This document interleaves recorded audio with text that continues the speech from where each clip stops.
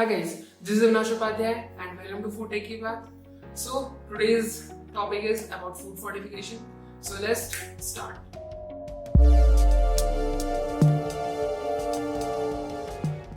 So guys, यार हम सभी ये बात जानते हैं कि इंडिया के अंदर बहुत सारे लोग अंडर न्यूरिश्ड होते हैं, उनकी ग्रोथ हिंडर्ड होती है एंड उनकी इम्यूनिटी भी प्रॉपर नहीं होती क्योंकि उनके डाइट में माइक्रो न्यूट्रिएंट्स की कमी होती है।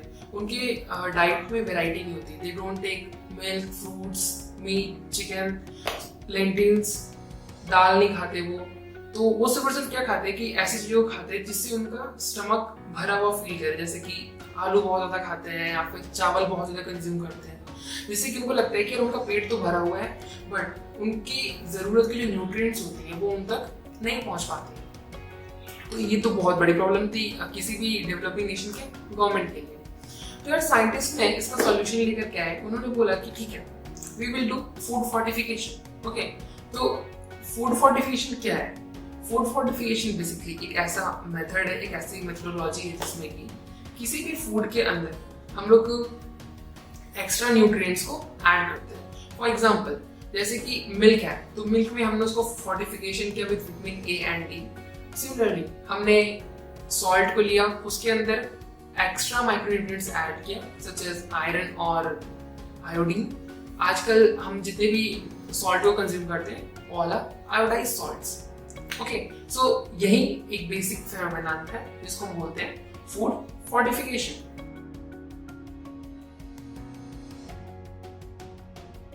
In India, in 2016, highest food regulatory authority FSSAI ने ऐसे 5 फूड को आइडेंटिफाई किया जो जनरली हर घर में कंज्यूम किया जाता है, ताकि जो माइक्रोन्यूट्रिएंट का मैलन्यूट्रिशन है उसको हम लोग इजीली ओवरकम कर सकें। तो 5 फूड थे: milk, salt, wheat flour, rice and edible oil. तो इन 5 का फोर्टिफिकेशन किया जाए according to the need and then they can be distributed to all the citizens. So इसकी वजह से बिना किसी फर्दर एक्स्ट्रा कॉस्ट के, कोई बहुत ज्यादा बिना पैसा लगाए हुए भी सभी लोगों तक माइक्रोन्यूट्रिएंट का जो मैलन्यूट्रिशन था, इस प्रॉब्लम को हम लोग एड्रेस कर सकते थे। एंड द प्रोडक्ट्स जो फोर्टिफाइड होते हैं इंडिया में, उनके ऊपर एक सिंबल होता है +F का, जिसका मतलब है कि these products are fortified with micronutrients.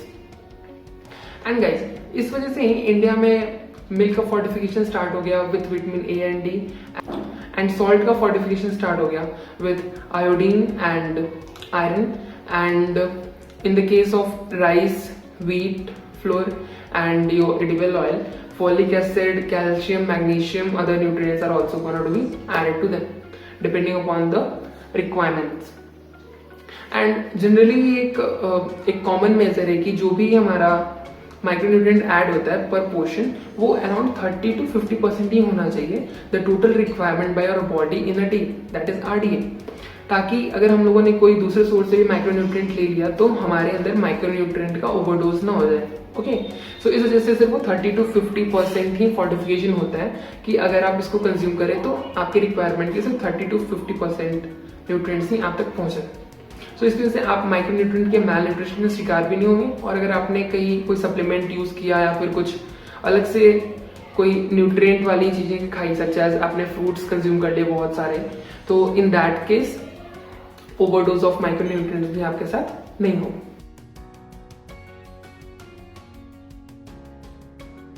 So discuss about the types of food fortification.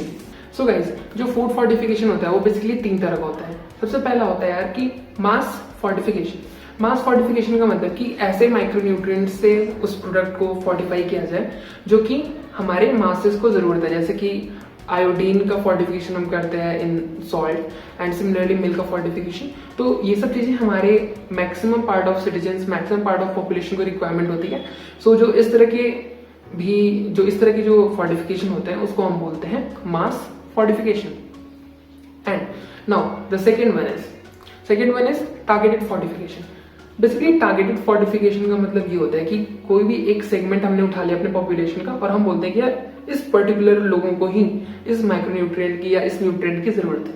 जैसे कि बच्चों के केस में होता है कि हम बोलते हैं कि उनके लिए विटामिन डी काफी इंपॉर्टेंट है, कैल्शियम काफी इंपॉर्टेंट है उनकी ग्रोथ के लिए, एंड जो ओल्ड एज में लोग हैं उनको भी हम बोलते हैं कि इनके लिए भी कैल्शियम काफ़ी इंपॉर्टेंट है, क्योंकि ऑस्टियोपोरोसिस टाइप की काफ़ी इश्यूज होती हैं उनको।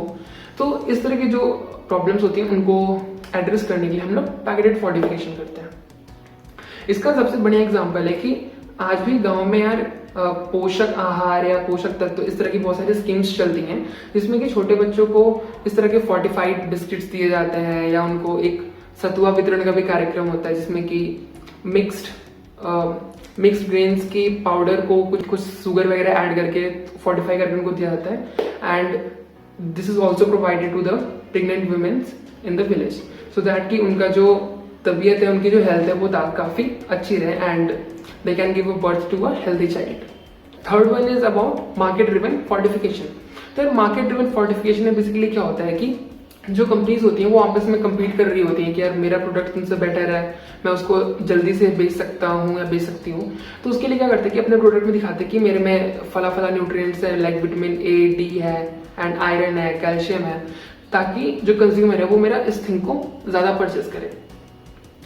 तो इसी की वजह से ही मार्केट ड्रिवन फोर्टिफिकेशन होता है to acquire the major portion of the market. इसके एग्जांपल्स है such as Bournvita, Boost, Horlicks, power beta. तो इस तरह की बहुत सारी चीजें होती हैं जो हम लोग कंज्यूम करते हैं रेगुलर लाइफ में, कि ताकि जो हमारे रेगुलर खाने से या रेगुलर फूड से जो न्यूट्रिएंट्स हम तक नहीं पहुंच पा रहे हैं वो इस तरह के प्रोडक्ट के थ्रू पहुंच जाए।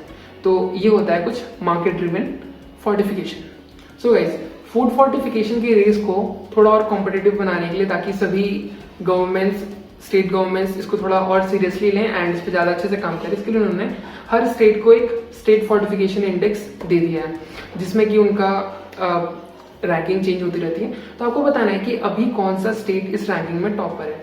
Which state is at the top of the state fortification index ranking given by FSSAI। And मैं आपको बताता हूँ कि अभी सेकेंड रैंक पर उत्तर प्रदेश है, एंड सिमिलरली बहुत सारे स्टेट्स अच्छा कर रहे हैं and some needs to really improve their ranking in it. So guys, we are at the end of this video and अगर आपको यार वीडियो पसंद आई हो तो लाइक कर दो, शेयर करो, एंड अगर आप चैनल पर नए हो तो सब्सक्राइब कर दो। हम आपके लिए हर वीक एक इसी तरह के एक अच्छे टॉपिक, फूड टेक के टॉपिक पर आपके लिए हम एक नई वीडियो लेकर के आते हैं। And help us out to reaching one more person by sharing this video to your friends and family. And guys, in the last video, I had asked a question to you guys that which company is the first one to commercialize mock meats in India? And the correct answer is Ahimsa. And those who got the right answer are Viking Pratik, Pranjali, Shweta and Bhumidik. So guys, congratulations to you. And आज के question को यार जल्दी से answer करके बताओ मुझे comment section में। And till the next time, it's goodbye from नाश।